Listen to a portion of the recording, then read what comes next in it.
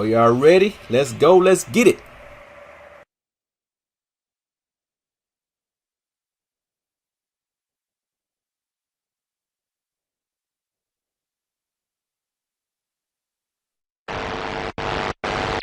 So who's the angel, who's the devil, though? That's the real question between Solomon and Johnny. I'd like to think I'm always an angel.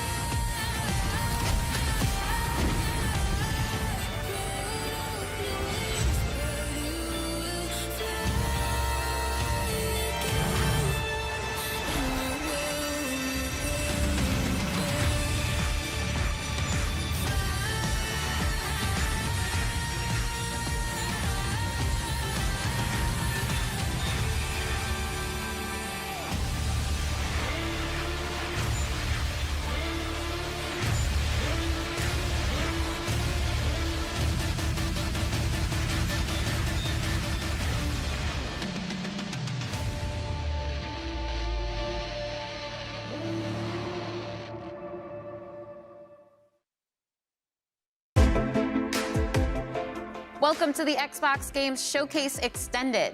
My name is Tina Amini, and I'm here to dive a little bit more into the games you saw at our recent Xbox Games Showcase. Showcase featured 27 ambitious games, all coming to Xbox. Games like Clockwork Revolution from inXile Entertainment, Fable from Playground Games, and from our partners, Star Wars Outlaws from Ubisoft Massive in collaboration with Lucasfilm Games, and Kunitsugami, Path of the Goddess from Capcom. Today, we'll take a closer look at some other games from our showcase lineup and introduce you to some more games too. We've got the game director of Avowed from Obsidian Entertainment breaking down the game's trailer, and the game director of Hi-Fi Rush from Tango Gameworks is here to tell us about their newest update. You'll also hear from Sarah Bond, head of the Gaming Ecosystem Organization for Xbox, who will tell us more about a program to bring games from underrepresented developers with unique visions to Xbox and Game Pass.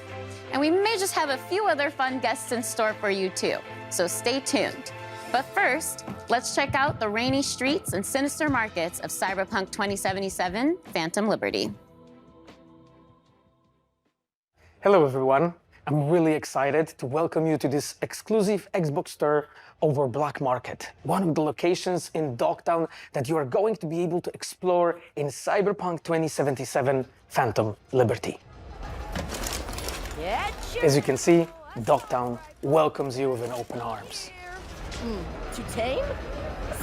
This is Black Market, a location where you as a player, as a mercenary, you can obtain unique cyberware and weapons, things that you cannot find anywhere in this world. Dogtown is a part of Night City, but has its own very distinct look and vibe. It's outside of the jurisdiction of NCPD, attracting all kinds of eccentrics and dangerous characters. Radical mods, Jim. Never seen anything like that on a non-maelstromer. You mean this? Ain't seen nothing yet. Check this out. Or this shit here. We have put a lot of work into making the world feel more alive. Small scenes, secrets to find, Easter eggs, make this place feel more vibrant and more believable. Maintenance accessories and But what's inescapable in Dogtown is Kurt Hansen. Kurt is a leader of Borges militia who rules Dogtown with an iron fist. You've come to the right place. NCPD, gang wars, not in Dogtown. Taxes, who the Check this out. needs them? In Dogtown, I keep your business safe as long as you abide by my rules. A really nice guy, as you can see. I thought so. The black market also is a place where you can find new illegal weapons and goods.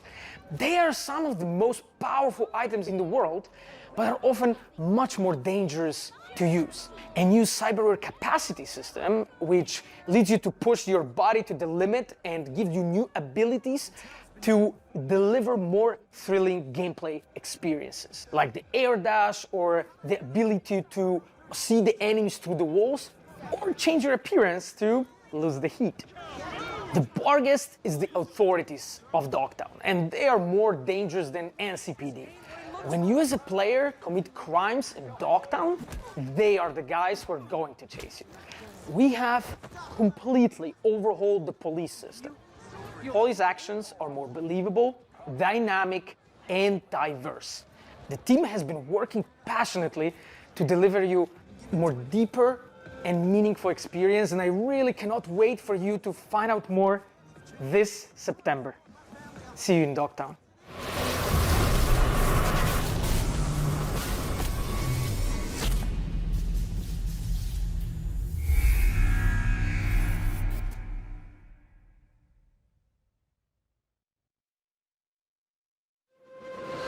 We're not done talking about CD Projekt Red's next dive into the story between V and Johnny just yet.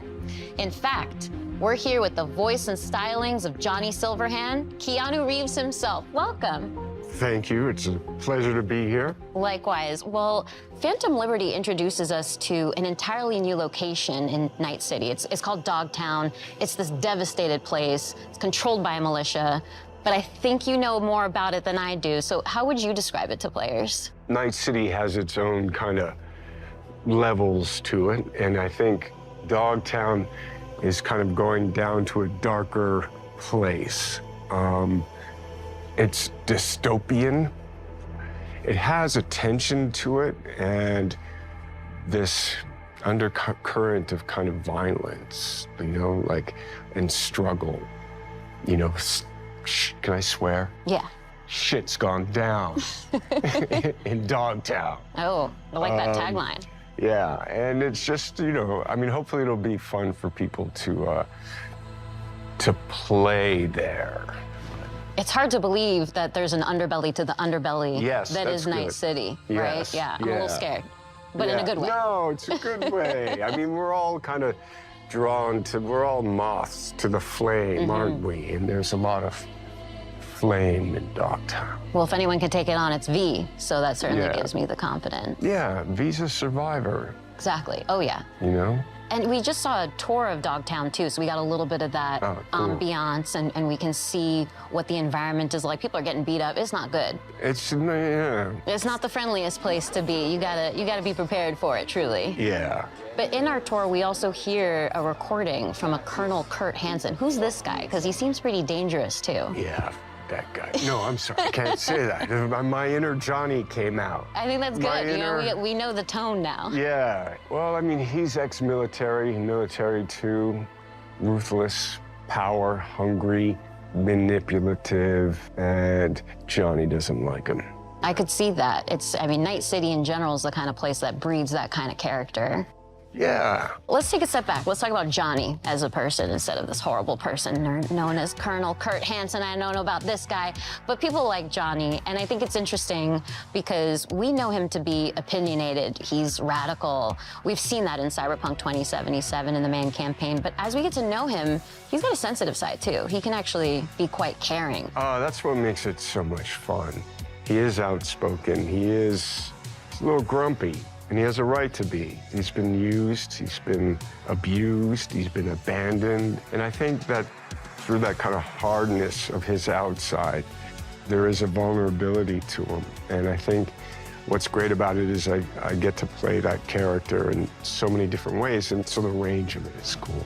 And especially for the player, you get to see these moments in flashbacks. You start to understand he's a product of his upbringing, truly, of his surrounding. Well, let's not get carried away. I mean, we can start talking about nature and nurture.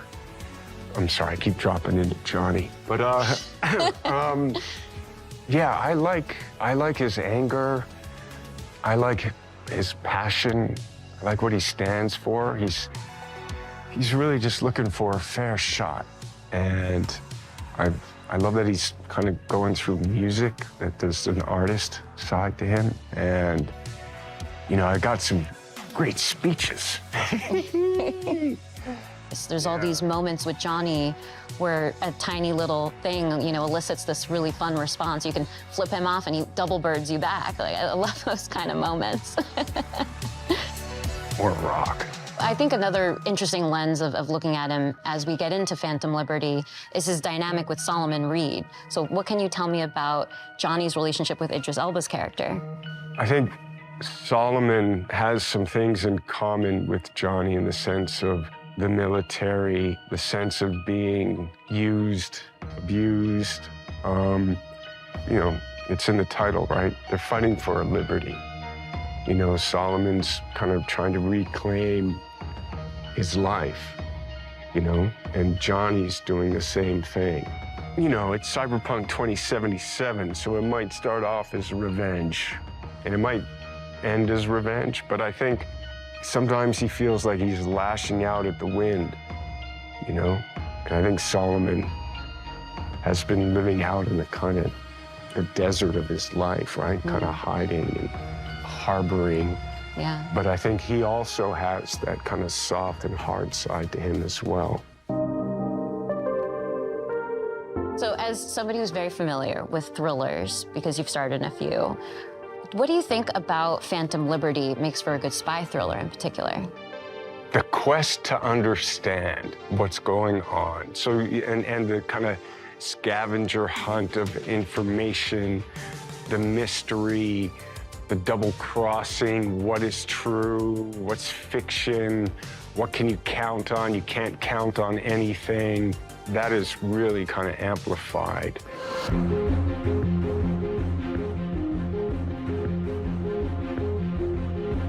Well, thank you so much for coming out to another Xbox presentation. You've got a lot of fans out there in the Xbox community, so I think I can speak for all of us in saying we really appreciate you showing up here today. Oh, well, thank you. But before I close things out, Yeah. well, before I close things out, I'd love your help here, Keanu. How do you think Johnny would end this interview right now? Well, there's a lot of ways you could do that.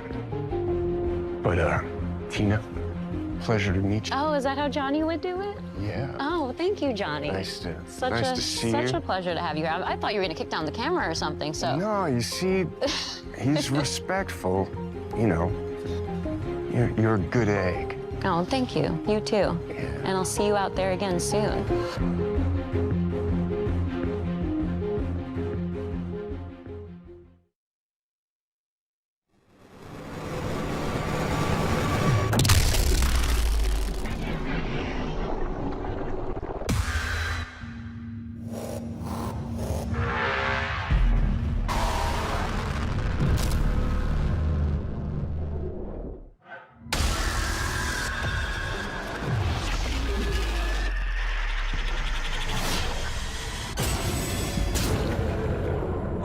I'm so sorry for dragging you all into this.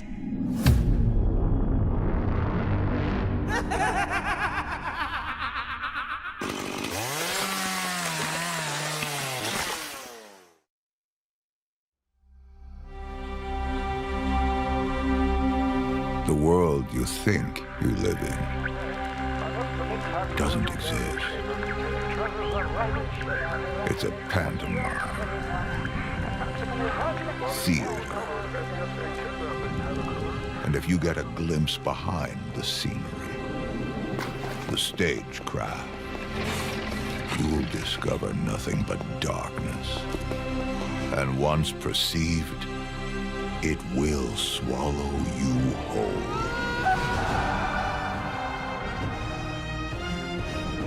I'm in a race against this darkness. A race to locate an ancient ruin, a tower of unspeakable power. I need the best of the best. But they're all dead. So I'll use you. Scoundrels, thieves, cutthroats. The best of the worst.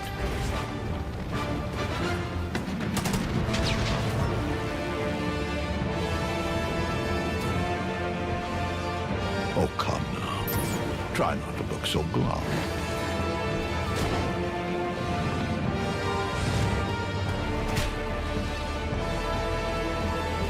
You're going to help me save the world.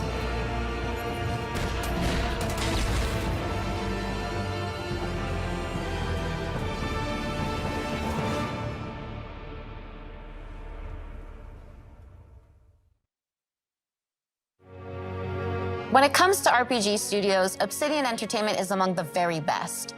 From Fallout New Vegas and The Outer Worlds to Star Wars Knights of the Old Republic 2 and Pentiment, Obsidian Games have placed their stamp on the genre. Joining us today for a closer look at Avowed is game director Carrie Patel. Carrie, I'm so excited to have you here. We just saw this big reveal of Avowed, and there's so many little bits of information in there that I want to dig out and pick your brain around.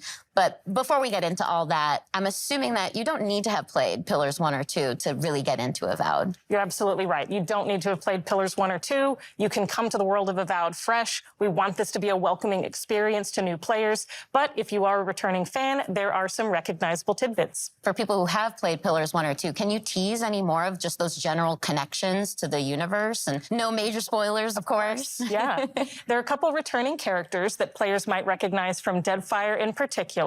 Players who have played the original games will recognize some of the parts of the world and some of the factions. The Adirian Empire plays pretty heavily into the world of Avowed, so all of that will be familiar to returning players. We do start to see some of that Pillars universe now in the Avowed setting, which is really exciting, and it's looking amazing so far. But can you confirm one thing for me?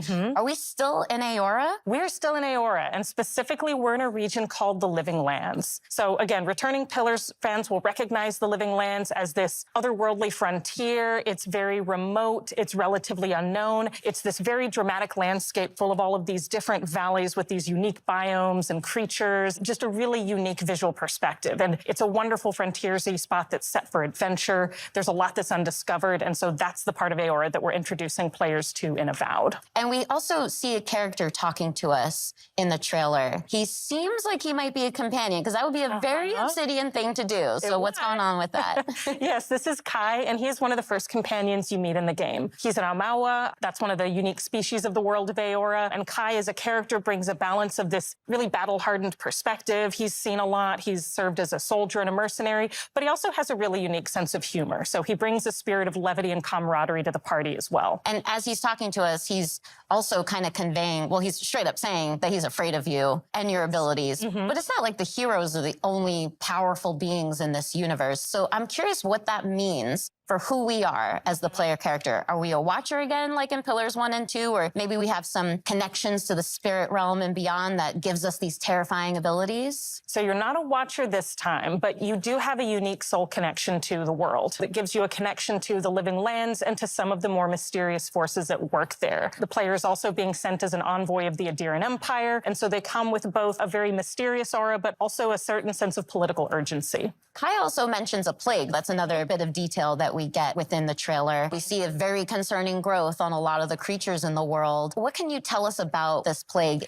I can't say too much just yet, except that it is a unique soul plague that is devouring the Living Lands, and part of the player's mission in being sent here is to investigate and try to stop it. We also saw a lot of combat in the trailer, and we see dual-wielding pistols, we see spells, we see swords, we see just a ton of abilities. A lot that actually is really reminiscent of the Pillars universe too, but those were isometric, top-down view games, and Avowed is a first-person game. So how did the team approach that same kind of fantasy combat, but in the first person for Avowed? So we wanted to take that same depth and breadth of play styles and combat abilities and player fantasies, where you can play someone who's very magically attuned, more traditional fighter or ranger, and really invest in whatever play style is most appealing to you personally. We wanted to take that depth and breadth and translate it into a first-person experience, where you can feel the visceral nature of the attacks, feel the dynamism and the momentum of those attacks as you're executing them, and that means including a range of options like, as you noted, dual-wielding pistols, which is one of my favorites because you don't see that often in fantasy RPGs,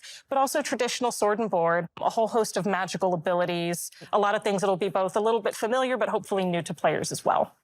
And I've got one more question for you, because I know the audience is going to want to know this one, but just how big is this game? So it's going to be roughly comparable to something like Knights of the Old Republic 2 or The Outer Worlds. It is set up as a series of interconnected open zones that players can explore at their own pace. You can invest in discovering every nook and cranny in the world, discovering every secret, finding every side quest, meeting every character, or you can have a much more focused experience. And it's really up to players and how much time they want to spend in the Living Lands, but I'm hopeful that they're going to spend a lot of time with us once Avowed releases. Well, count me in as one of those players, because I definitely want to read and hear every line of dialogue, everything everyone has to tell me, and discover every inch of the Living Lands. Well, thank you again so much for being here, Carrie. This has been so insightful and fun. Thank you, Tina. This has been a pleasure. That was just a taste of what you can expect from Obsidian Entertainment when Avowed lands next year on Xbox, PC, and Game Pass.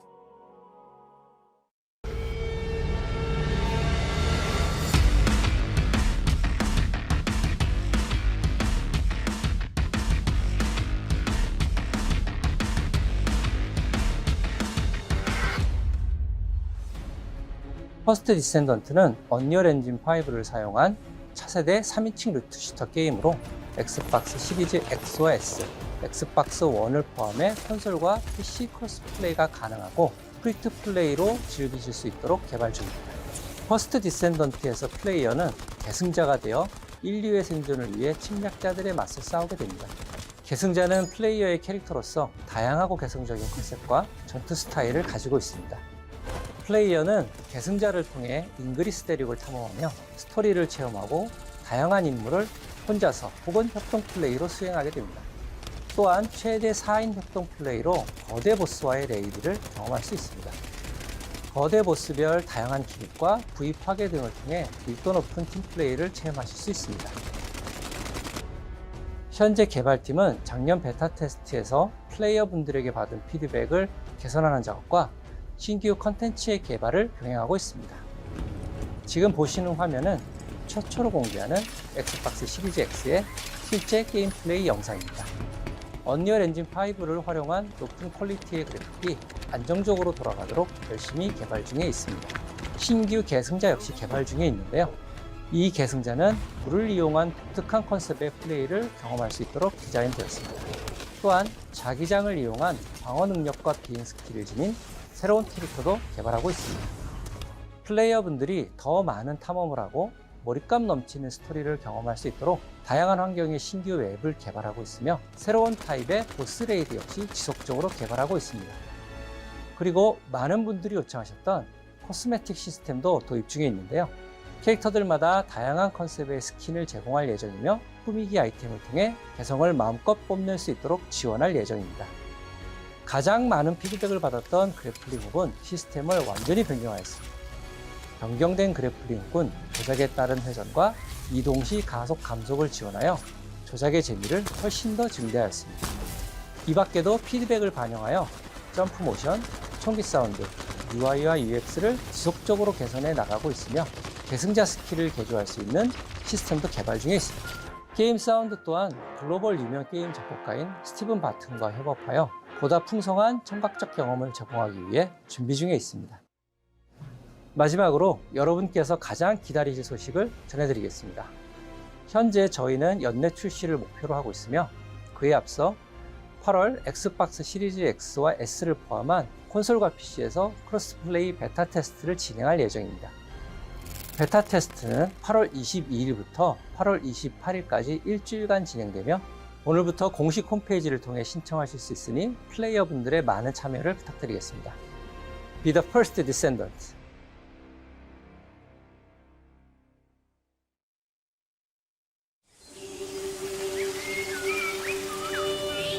When we were wrapping up Banner Saga, we were really talking about what is it we want to do next. We earnestly started with the idea of making a game that was hopeful, that was a triumph for the human spirit. Something that had a lot of replay ability, something that you can really explore for a long time. There are different worlds that we want to explore. Towerborn is that game.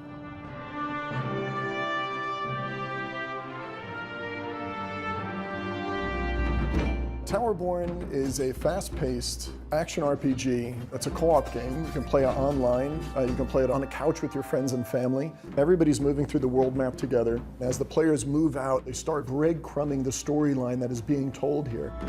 From the world map, you go into fun, fast combat.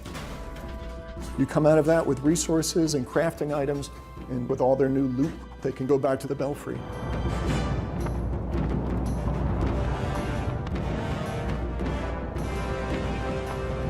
The Belfry is the player's safe haven and humanity's safe haven. The player can customize their appearance, their loadout, talk to all these different NPCs. The world itself is a mix of 3D and 2D. We definitely wanted to have that kind of beautiful background that you see in animated movies. Towerborn is all about humanity's last chance at survival. Humanity is clinging to hope and clinging to this tower. It is your mission to try to hold the forces of darkness at bay, to give humanity a chance at survival. The most important thing about the gameplay is it's just fun.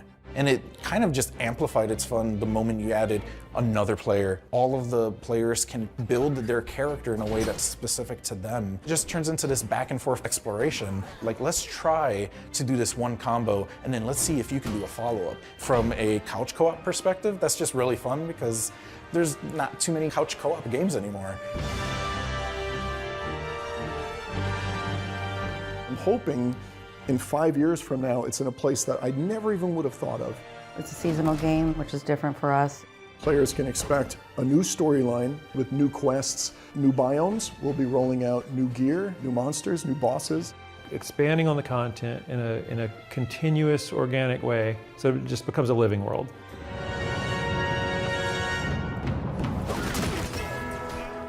When we started Stoic, we decided, let's just make games that we feel strongly about and we want to play.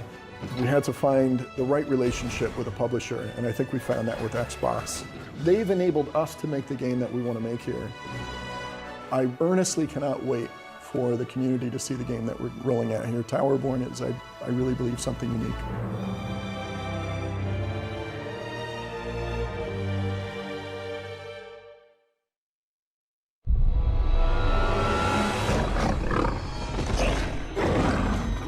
Roar again! You gotta protect the pit stop, please! What the hell is that thing?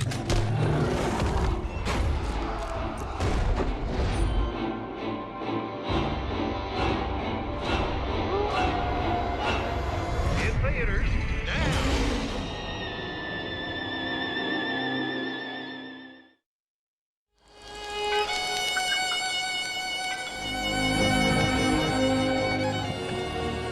Hello, I'm John Rush, art director for Fallout 76. I hope you enjoyed the world premiere of the trailer for our Once in a Blue Moon update coming June 20th, free to play for anyone who owns Fallout 76. The blue moon has risen over the hills of Appalachia, bringing with it a ton of great new content for players. That includes new cryptids like the Blue Devil and Ogwa to threaten the progress of the Blue Ridge Caravan Company. We've also got 2 new public events, both of which give you a chance to earn caravan and cryptid-themed rewards. Defend the Middle Mountain pit stop from waves of monstrous creatures in safe and sound. And thwart a horde of crazed cultists and beasts of burden. With Season 13, we've also got a new scoreboard called Shoot for the Stars, which celebrates the stars of the silver screen and gives you a chance to earn cinema-themed rewards.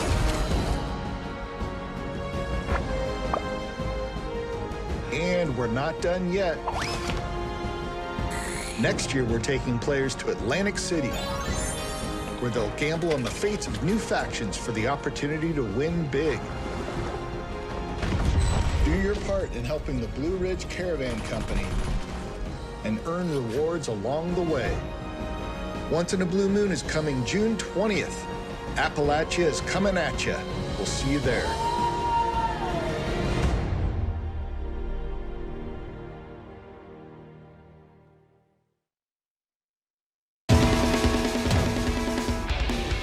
What's this?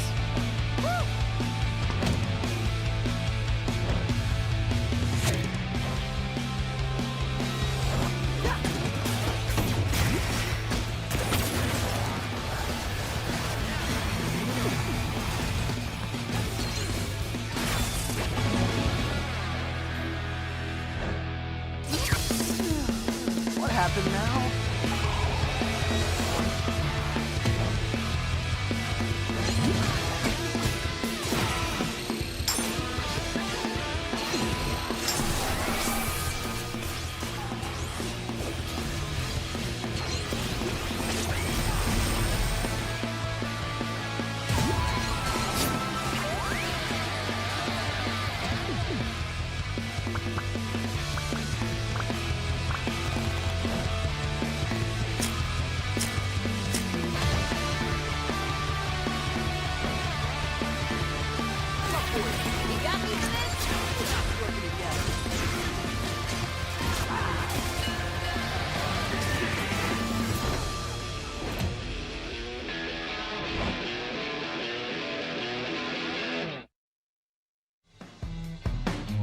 We've just seen a new trailer for updates coming to Hi-Fi Rush called Arcade Challenge Update. No joke, there's literally exclamation points in there. That's not just me. So here to explain that and more about the update is game director John Johannes. Welcome to Showcase Extended, John.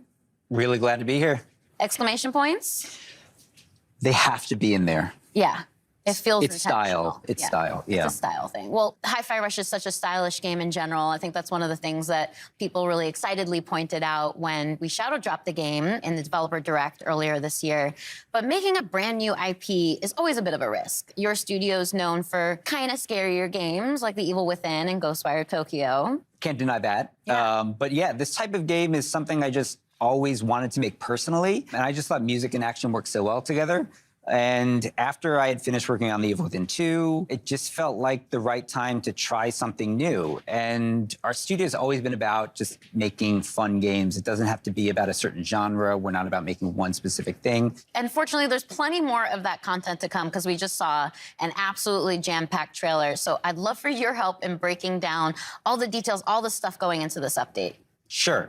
There's a lot, so bear with me. Everything in this mode is unlockable once you've finished the game, and you'll unlock an arcade cabinet in your hideout. And by accessing it, you get 2 new modes. One is called BPM Rush mode, which takes the gameplay up to like higher speeds than we've ever done in the main game. And the other is called Power Up, Tower Up, which is a new sort of randomized spin on the Rhythm Tower mode that we had in the original game. And included in this mode are 5 new original songs to play to, as well as 2 brand new enemies. And then there's special attacks and this whole meta system for unlocking upgrades and rewards. And that's all I can think of right now.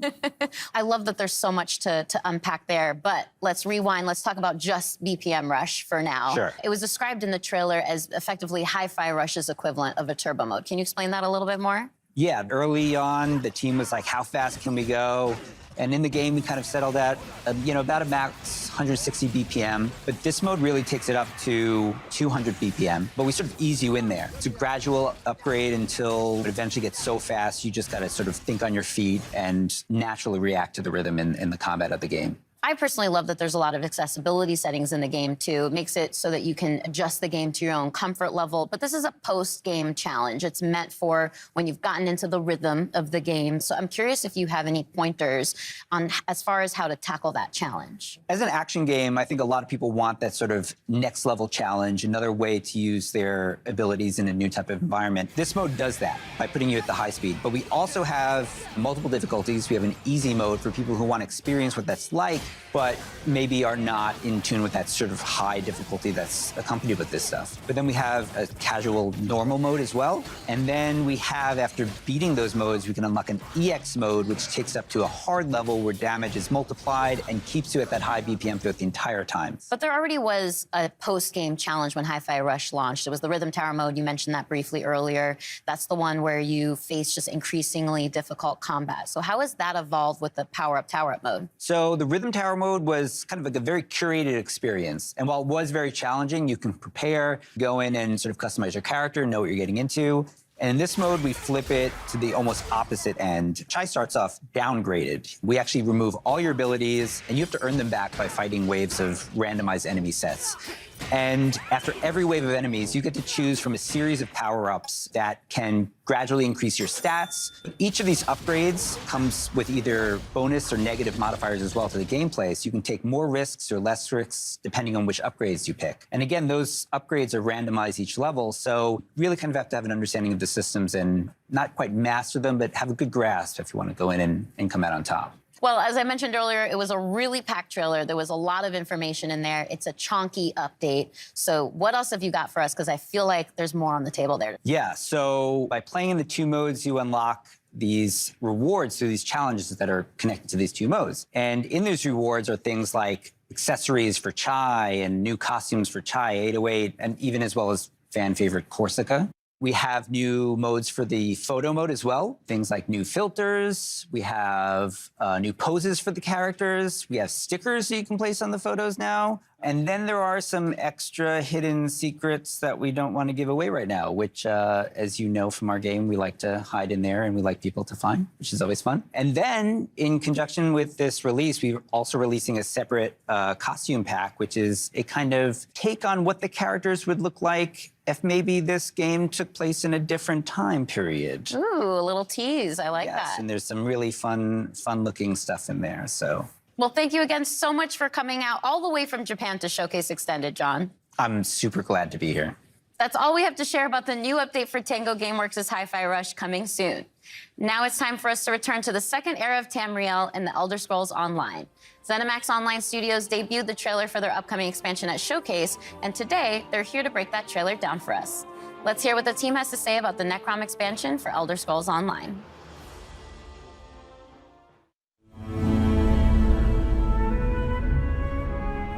Hey everyone, thank you so much for watching the Xbox Showcase. I'm Rich Lambert, the creative director on Elder Scrolls Online. And I'm CJ Greb, I'm the project art director for Elder Scrolls Online.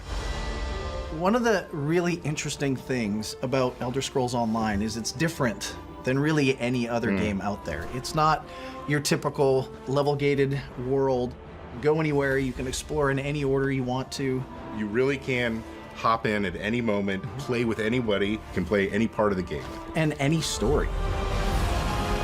And of course, I mean, we're on Xbox Game Pass, you know, the biggest open world RPG on Xbox. And if you're at all a fan of Elder Scrolls, you can go places that you maybe have never gone before in an Elder Scrolls game. And do right? things that you've never been able to do. There's so many different activities to participate in. You know, housing. We've got lore hunting and antiquities, right? There's the dungeons and the trials. And you can, of course, always revisit lands that you've been to before. We've got Skyrim, Morrowind. Yeah, and they're different times. You know, we're almost 1,000 years in the past. Come in by yourself, come in with friends, but don't worry that you're ever not going to have something to do, because there are adventures everywhere you go. Everywhere. We had an awesome trailer during the showcase. Necrom, Hermaeus Mora. Yeah. What's it all about, Rich? Hermaeus Mora is this Daedric god of knowledge. He's not good, he's not evil. He is just focused on cataloging the world and collecting everything he possibly can to study. And what you kind of see in the trailer is more a kind of always on guard, always looking over and watching what's kind of going on. And you get to see some nostalgia in there as well from the Dragonborn DLC in Skyrim with the yellow-green skies. The vast inky sea, the stacks of books. I'll still never forget the first time you showed us the initial concepts for everything made out of books. I remember looking at that going, oh my God, how are we gonna do this? Like, how is this gonna run? We always try to honor the past, right? Because when we go back to areas that people who play Elder Scrolls games have played, they know these lands. We want them to feel like they're coming home, right? But we have the chance to add a little into the mix. The art team was able to really play with kind of cool, unique monsters. Yeah, we were given some great places to go for new monsters in the zone. We were looking at making a creature that would kind of freeze you in terror as soon as you saw it, and a creature that has a deeper connection to the overall story of the zone. We've also got the Tavani Peninsula, kind of the Morrowind vibe. It's always fun to go back to this part of Tamriel because it's one of the most imaginative and sort of like visually expressive things that has ever been created for an Elder Scrolls world. And then, of course, Necrom City itself. This ancient city that, is rumored to have been built, even before the Tribunal was even established. Right.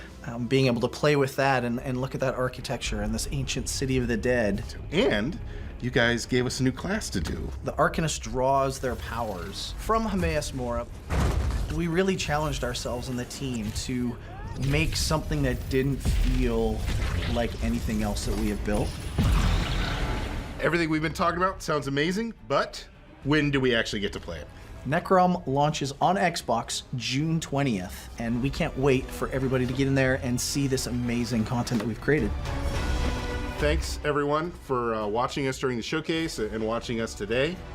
Lots of exciting stuff coming for ESO in the future. We'll see you in Tamriel.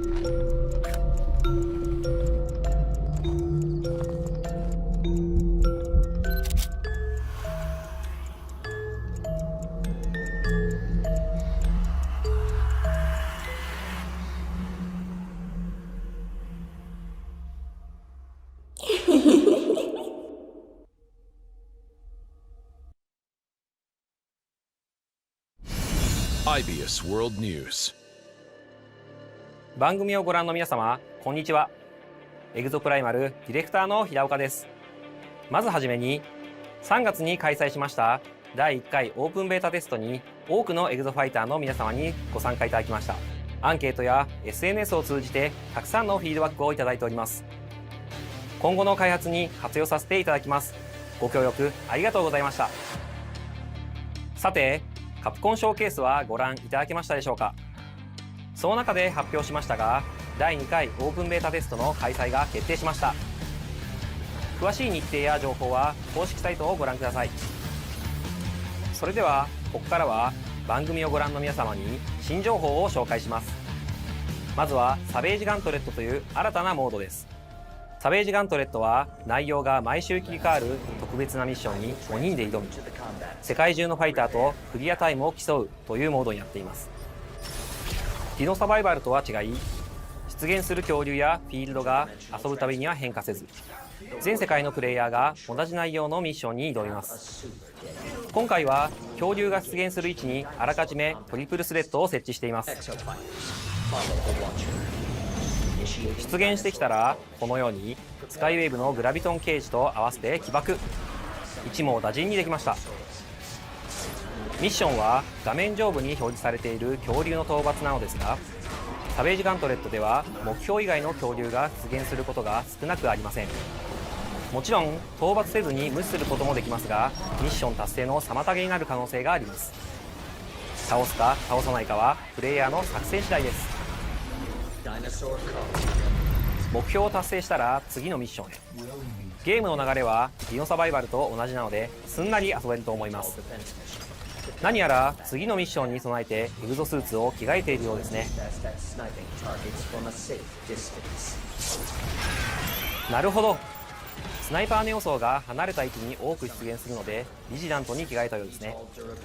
フレームネオ層も出現するのでフロストロックで動きを止めて集中攻撃のチャンスも作り出せますね。また一列に並んだ恐竜もブレードで足止めしてから倒す作戦のようです。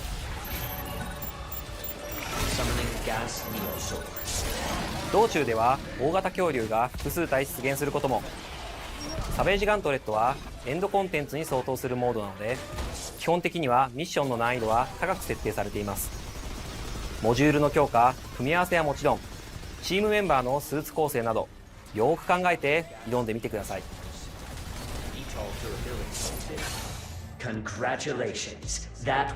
サベージガントレットをクリアするとこのようにクリアタイムが表示されます。その後自分のクリアタイムがどの程度だったかランクによる評価がされます。次はバリアントスーツを紹介します。バリアントスーツはデフォルトのエグゾスーツとは異なる性質の武器を装備しており、戦い方が変化したスーツです。デフォルトのデッドアイはアサルトライフルを装備していますが、デッドアイアルファバーストファイヤーはショットガンとバースト射撃を切り替えられるバトルライフルを装備しています。敵との距離に応じて射撃を切り替えながら戦います。他のバリアントスーツも特別にちょっとだけお見せしますね。ゼファーアルファ、エナジーチャクラン、バラージュアルファ、ロケットホップ、ビジラントアルファ、マークスマン、ロードブロックアルファ、フォートレスシールド、村雨アルファ、フロストグレイブ、クリーガーアルファ、チャージショットガン、リッチドクターアルファ、デュアリティビーム、スカイウェーブアルファ、サンダークラップ、ニンバスアルファ、ダブルバレル。バリアントスーツは発売後のタイトルアップデートで遊べるようになります。エグゾプライマルは発売後も定期的にアップデートを行っていきます。シーズンごとに新たなゲームコンテンツを追加していきますのでご期待ください。本日はありがとうございました。それではウォーゲームでお会いしましょう。レッツマッシブ。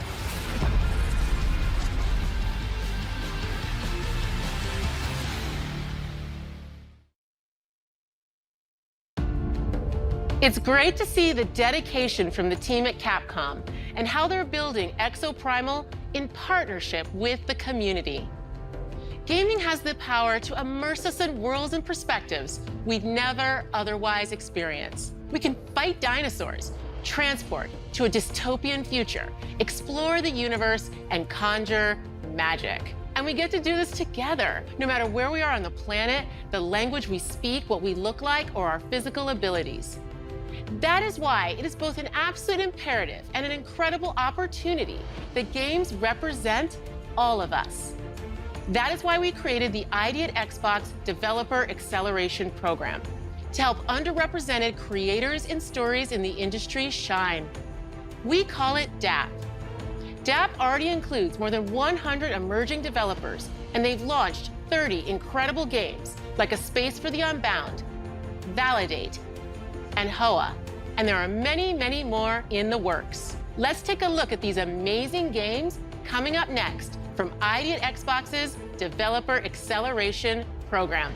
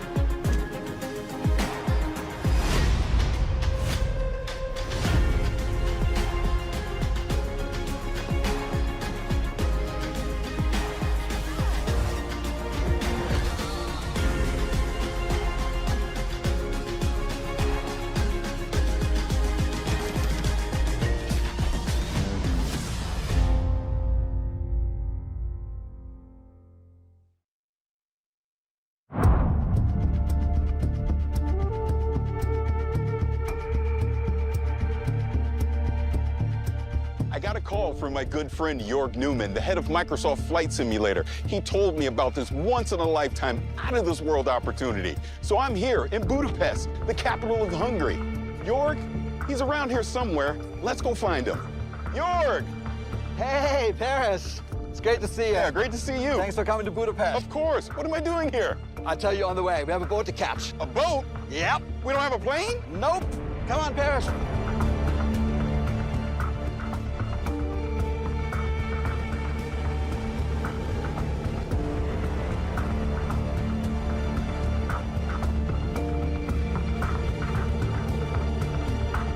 Jorg, what is this place? What kind of aircraft are you storing in here? Ha, dude, it's much cooler than that. All right, Paris, are you ready for this? You know I'm ready for this. All right, let's go.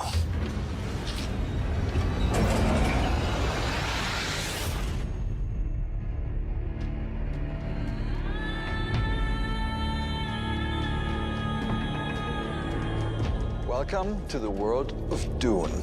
This is incredible. Come on, I want you to meet someone. Hey, how's it going? How are you, man? It's good to see you. Good to see you. Paris, I would like to introduce Patrice Vermette, Academy Award-winning production designer of Dune. It is very nice to meet you. I'm a huge fan of Dune. Now, Patrice, can you tell me, what is this place? Well, this is the warehouse where we actually keep most of the props and the set deck elements that we used on Dune Part 1 and Part 2. Now, Jorg, how did all this get started? So it goes back to November 2021. Dune had just hit the movie theaters worldwide, and we got a call from Legendary, and they had the idea that we bring an ornithopter into Microsoft Flight Simulator. And me being a lifelong science fiction reader and fan, a big, huge fan of the Frank Herbert books, how could I say no? Okay, now it makes sense after seeing the trailer at the Xbox showcase. I understand why you brought me here. You guys want to take a look? Because we actually do have a couple of ornithopters here if you want to see. You want to take a look? That would be awesome. Yeah, let's do it. All right, let's do it. All right.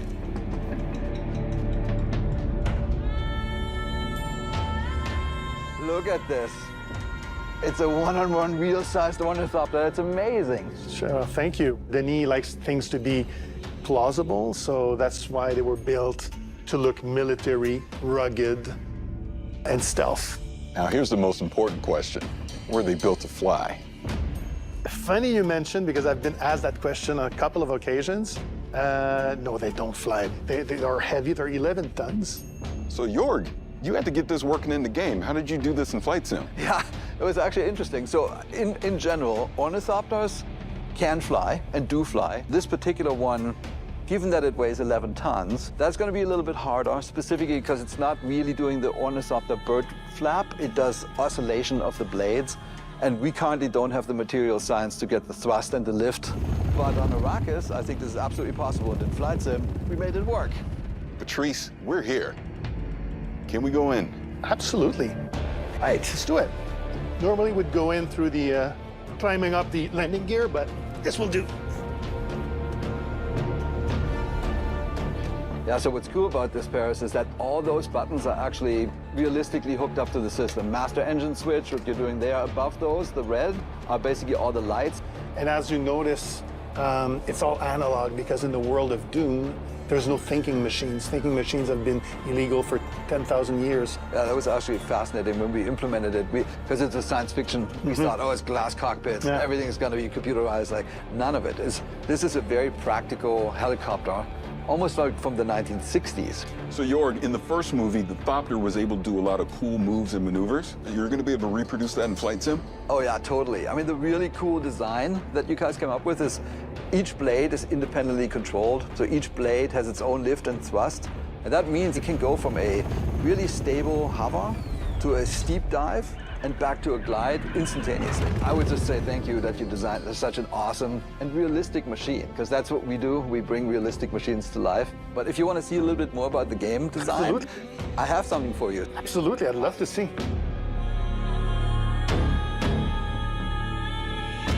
All right, so the setup for this expansion is that you are a Atreides pilot on Arrakis flying an ornithopter. Here is what we built. We basically built this section of Arrakis. Here's the capital city of Arkin. Here's the botanical garden, we have that as well. And the first thing we do is we train you up. The fast takeoff, fast landing, and then the deep dive. And then we take you to some of the extreme locations, like the bow of the cliff, the hole in the rock, the red chasm. You really have to show your pilot skills. And then, towards the end, then there's a secret mission, which I can't talk about today, but that basically wraps up the experience. It's gonna be great. Super exciting. Hey. It was great to see you again. Barris, thank you for coming. Thank you so much for having me. All right, Jorg, where to next? Well, I don't know what they eat on Arrakis, but this is Budapest, and I hear they have excellent goulash. I know a place. Well, let's go.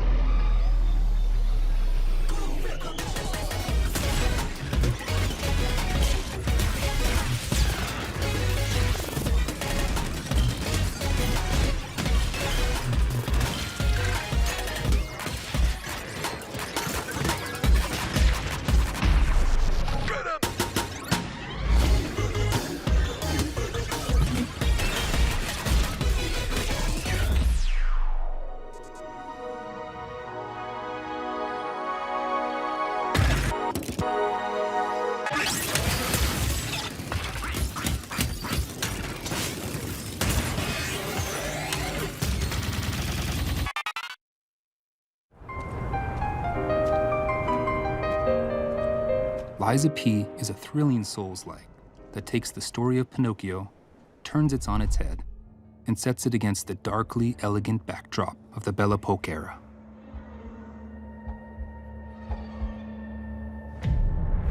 Finally, we meet.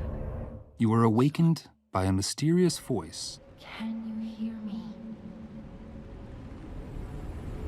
You must adapt yourself and your weapons to face untold horrors, untangle the unfathomable secrets of the city's elites, and choose whether to confront predicaments with the truth or weave lies to overcome them on the journey to find yourself. You are able to create your own weapon through the combination of these blades and handles. Of the hundreds of possible combinations with different respective appearances, performances, attack motions, and patterns, each and every blade and handle has its distinctive Fable Arts. Fable Arts is a special combat skill that can be casted by consuming Fable slots. Fable slots can be charged again through combat. Select your own special skills to vanquish your enemies. The Legion Arm is a prosthetic on P's left arm. The Legion Arm can exhibit special abilities by consuming the Legion Gauge, providing you an eclectic combat experience. So, puppets are all there are? I highly doubt that. You'll have to face all sorts of monsters, puppets only being one of them. You're not quite done yet. Bone-chilling bosses await you.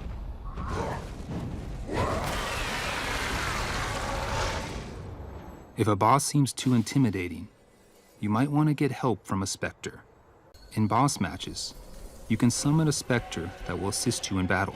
With a bit of help, you will be able to defeat bosses with more ease.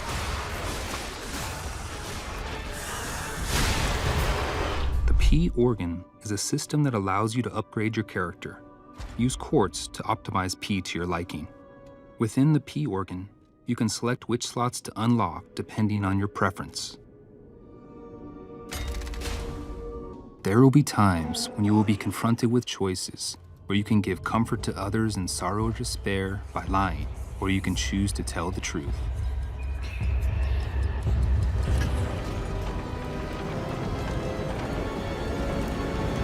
Carve your own path.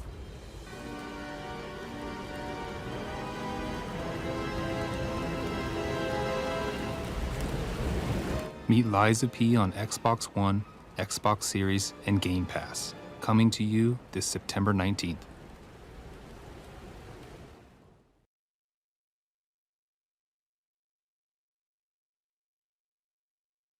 At the heart of Hellblade is our ambition to sink you into Senua's world and story. To do this, it's critical that we make it as easy as possible for you to suspend your disbelief. One key method of achieving this is our use of performance capture.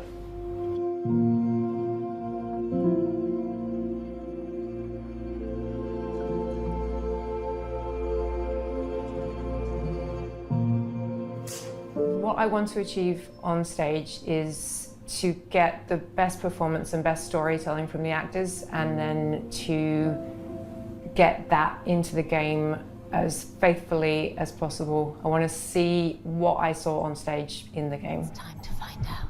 Why are they watching? It's time to find out. When we were shooting the scene from the Xbox showcase, it was quite a somber mood on set, because that was one of our moments in the game where it's just Senua and the Furies, and we have an opportunity to connect with the player one-on-one.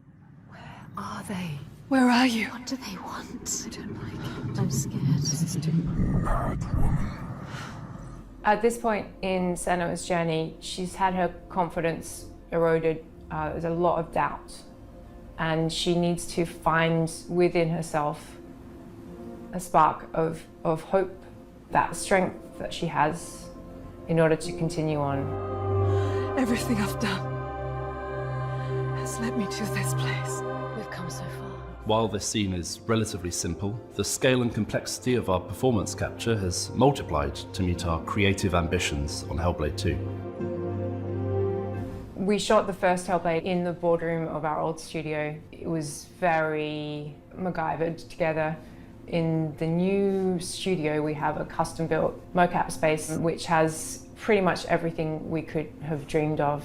We've got projectors, so we can recreate sets on the ground if we need to. We've got loads of props that we have available to us at any time, so we can build sets.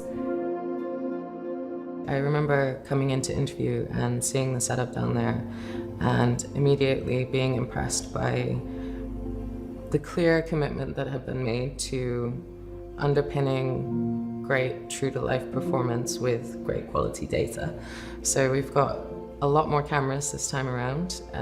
They're kind of top of the line at the moment. And in the kind of space that we have downstairs, we have nearly wall-to-wall coverage, which is really impressive, and is not something that is common. It's certainly a step up from a few cameras set up in a boardroom. With our setup, we can push even further on our ambition of bringing through as much of our actors' performances as possible into the game, even down to the most nuanced of movements. So when you've got an optical system like ours set up and calibrated well, you can track performers' movements down to the millimeter. So we can see somebody shuffling their finger along the table or just wiggling them very gently. You can see hesitation and breath. You know, there's no need to push the action and overact. You can just be your character. I'm here now. What we want is the best performance possible, the best immersion possible for the player, and that's why we go to these lengths, just to try and get that extra fidelity of performance into the game. What do you want me to do? With performance capture being at the heart of our character movement, our props and staging had to facilitate our vision. I don't want to give any spoilers away, but there is going to be a boat in the game. That boat will have several characters on board. We wanted to be able to capture the motion of a boat across multiple characters simultaneously, and we, for the first time, had the space to be able to construct a proper rig for this. So we had a platform which could be moved in any number of ways to create that kind of pitch and yaw and roll that you would get on the ocean. And we got our actors up onto this boat and captured scene with high waves and a storm, and we got incredible data from really, really amazing. The most important part of my role is to make sure that story gets told, and having these wonderful actors we're working with bring their talents to bear on these characters has been such an amazing experience.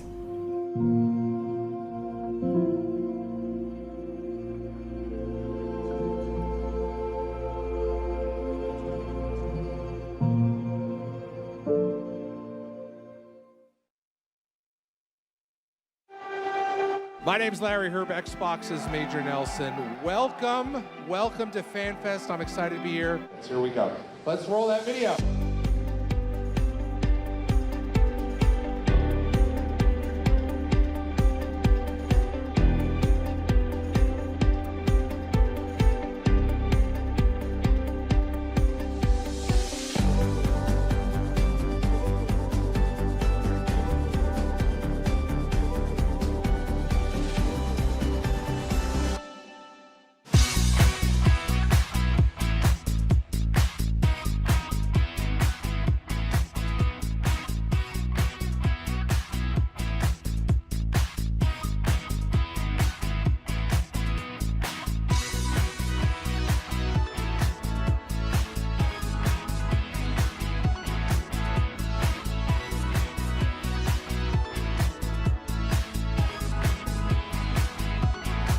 Obrigado.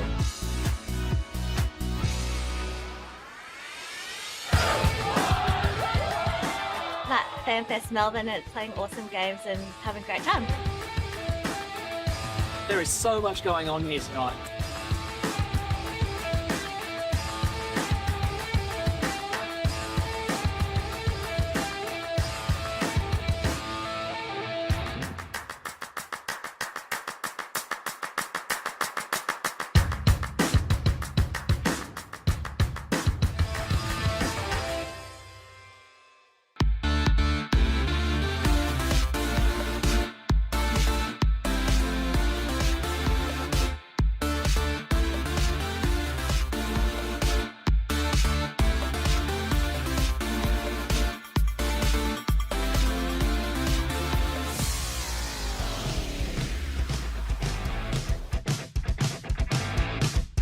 Honestly, I've never felt so good to be part of Xbox in my life. I'm just wandering around, I've been talking to people, and everybody is so excited about what's to come. We really put a lot of emphasis on empowering creative risk, and then there's so much excitement for what we're going to be able to deliver going into 2024, and even games in 2024 that we haven't talked about yet. So our mission, our strategy is to bring the joy of gaming to everybody, no matter where they want to play, how they want to play. And I just feel, a real responsibility, a real privilege, excitement that we get to be the ones to build those games that are going to be at the center of no matter what we do.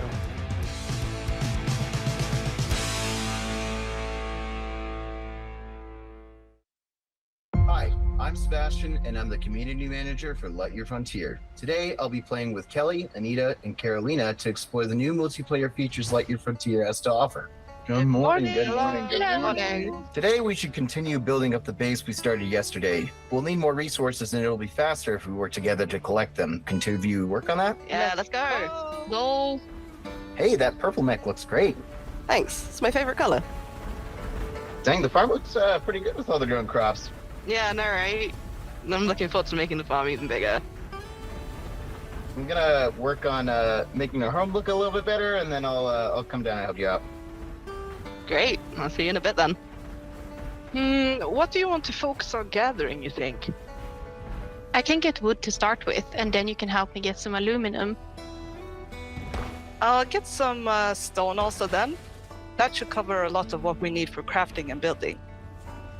Once we've finished, let's head back and help with the buildings. Resupply to the rescue! How's it going up there? I think I've got a good idea of what I want things to look like from up here. Nice. Oh, there's so many good choices. I know, right? Oof. But I think that looks good. Can't wait to see it. There are loads of aluminium here. They're actually pretty strong, so we can do it faster if we both drill. Let's work together and see what else we can find here. After we bring this back, I'll take a look in some other regions to see what materials they have. I'm done up here, so I'll come join you.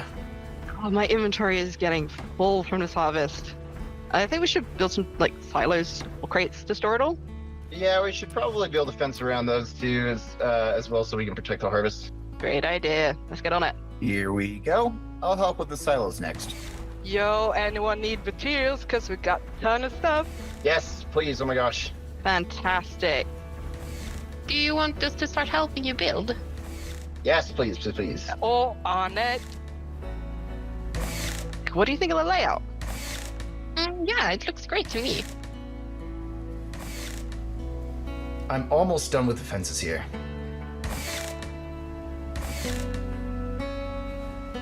Hey, everyone! I was going for more materials and I found some ruins over there. Really? Jump in your mechs and come see this. Oh, wow, what is this? Look at Huge. Inside, though. Tomorrow we should... Let's head back to the...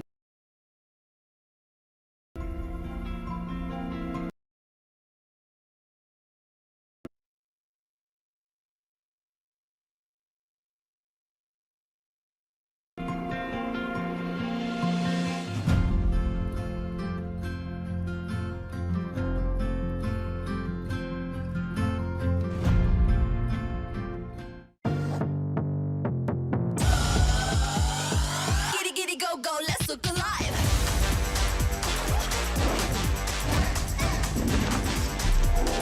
Giddy giddy go go, let's look alive. Yeah, yeah, yeah. Let's look alive. New vibe, hot off the press like skydiving into Sunday best. So high now, what you expect? On top, yeah, I got that effect. Giddy giddy go go, let's look alive.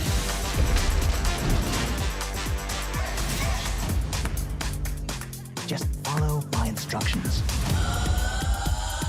Giddy giddy go go, let's look alive.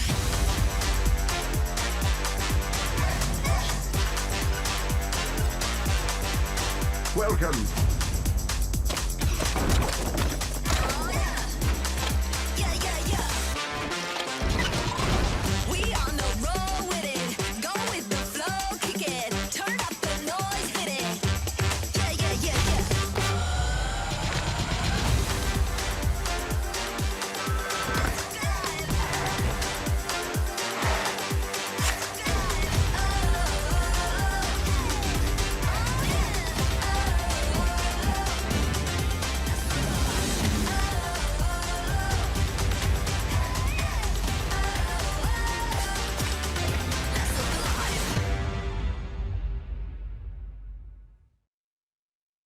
Every year in our showcase, there's one game that kind of pops for me, something I'm very interested in. This year, we got to announce 33 Immortals from Thunder Lotus. And I'm here now with Stefan and Will to walk through a demo of the game, which I've never played before, first time. We have 33 people online, incredibly excited about this. So we're gonna jump in? All right, let's jump in and start playing. 33 Immortals is a co-op action roguelike for 33 players. You play a damned soul who must rebel against God's final judgment. So there are 3 of us here today on stage, 3 upstairs, and 27 people joining us from Montreal in the studio. Hi, everyone. And we are ready. That's us. Everybody's spawning in. That's us.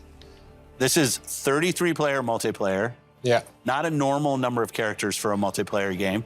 Yeah. How did you come up with 33 players? We were searching for a significant number where we can all play on the screen. Yeah. We stay together on the screen, so 33 felt good. 32 felt good.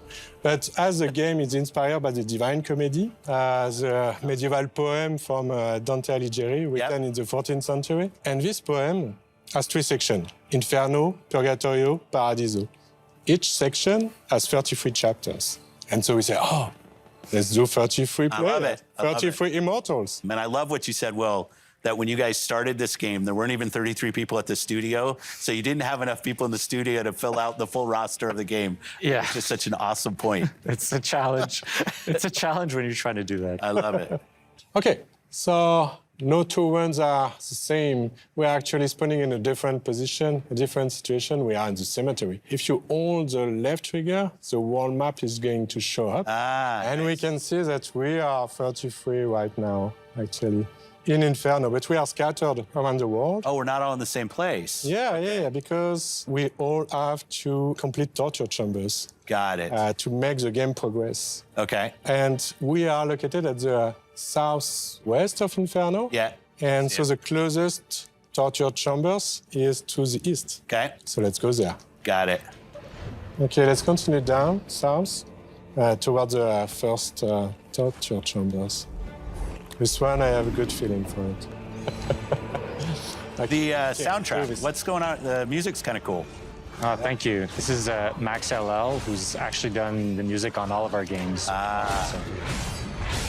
And you're in Montreal. We are in Montreal, yes. Close to one of our XGS studios in Compulsion. Yes. It's also in Showcase. Yes. I love the community of game creators in Montreal. Absolutely. It's always important to be well surrounded and all that. So we didn't talk about your first game, Spiritfarer. Yeah. I thought it was fantastic. Thank you. Yeah. It was great. Now, as you can see, this is not Spiritfarer. No, but like, how do you think about that from a studio standpoint, having such, I mean, I would say they're stylized games, but outside of that, very different games. We're not worried about, genre. Our goal is really to just try and make unique, immersive, creative experiences that players love and that they want to play for. Awesome, I love that. Yeah. This guy who's getting out of my comfort zone sometimes. Okay. All right. What do we do? So we have completed a torture chamber, so we have achieved a first step in I got left behind. That's what you're saying. defying God, yeah. Oh, they're back on us. Whoa. Well, we gotta face the wrath of God. Careful. Oh no. Dash, dash, dash. Dash. Run away. Oh, I can't. I have like 0 health. New torture. No, I got to get out of here. Where are you? Well, why weren't they in the torture chamber trying to help us? Okay. Okay, these range. God is getting angry. Yeah. Whoa. We're getting hammered right now. Okay. Come on. Okay, here's a guy. Can you revive me? Revive me. Yeah. Just stop moving. That's good. One up. Yeah, I'm up. Okay. Oh. Thank you. Oh no. Run. This is the holy fire. What is this? The holy fire. One nose. Now we're in holy fire? The wrath of God. Okay, I'm ahead of it. Okay, so we unlock the Ascension battle. So that's the last battle. Here, can we get this? Can people jump in my heels? Yeah. I'm in. Oh. I tried to do the heal. Don't mind me, the wandering soul. Save me, please. I'm like a zombie. Maybe someone... Did I mention I'd never played before? Oh no, I died too. Oh my. Okay, hopefully the team can carry us. But we are not alone. There's a lot of enemies in this small space. Gonna try to not move. Okay. Don't move, and hopefully someone is going to be able to revive you. Okay, good. Oh, I'm in. I'm up. I'm in. Okay. Back. Okay, I'm back. Yeah, thank you. So this is the last step. I think it's my last. All right. Okay. Yeah. We did it? Yeah, we did it. Yeah. Well, yeah, we did it. Yeah. Yeah. So now we've ascended. Yeah. That was first chapter of first book. Is that how I should think about it? Yeah. It's the first world, so it's Inferno. Yeah. Each region has its whole big set of challenges and everything. And this is all on the map. And its final boss fight. That's what this is. Well, since we've basically come through unscathed so far, this should be easy.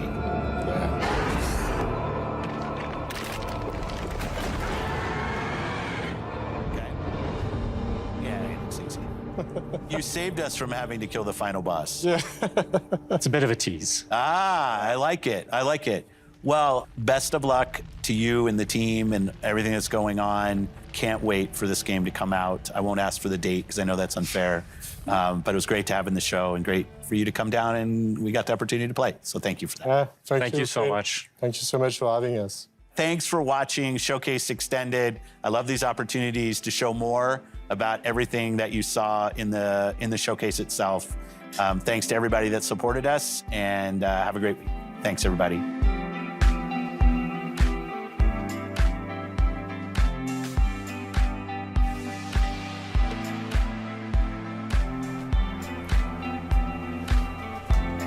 That Showcase Extended was amazing. I'm looking forward to everything. PlayStation, take notes. This was fire. Man, I appreciate people that came through to watch YouTube live stream. 2023. Peace.